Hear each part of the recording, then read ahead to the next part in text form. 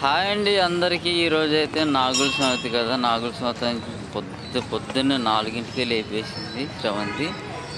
లేచిన కాంచి ఈరోజే పంపు వచ్చింది. ఆ నీళ్ళు పట్టేసి ఇంకా స్నానాలు అవన్నీ చేసి ఇంట్లో పూజ చేసుకొని మొత్తం చేసుకునేసరికి అటు ఇటు గుడికి అయితే తీసుకొని వెళ్ళింది. గుడికి వెళ్ళాం. గుడికి వెళ్ళాక అక్కడ చూడాలి, ఇగో ఇక్కడ చూడండి జనం తిరణాలు ఉన్నట్టే ఉన్నారు. ఆ గ్యాప్లో మనం కొబ్బరికాయ కొట్టి పాలు ఏదో ప్రసాదాలు చేసింది. పెసరపప్పు అని అని ఎన్నో నల్ల నువ్వులు అన్నీ అవి తీసుకొచ్చి అక్కడ పెట్టడానికి పావుగంట పట్టింది. ఇక అక్కడి నుంచి సరేలని చెప్పి గుళ్ళోకి వెళ్ళాము.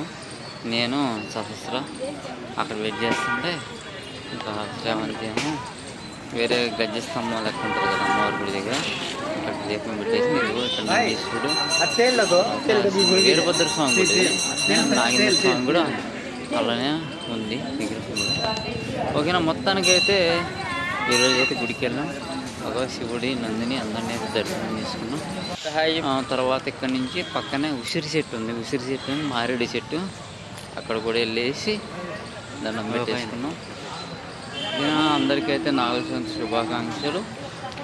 మీకు మీ కుటుంబ సభ్యులందరూ కూడా మంచి సంతోషంగా ఉండాలని చెప్పైతే నరసింహస్వామి శివయ్యని మేము మనస్ఫూర్తిగా కోరుకుంటున్నాం. Thank you for watching. Like చేయండి.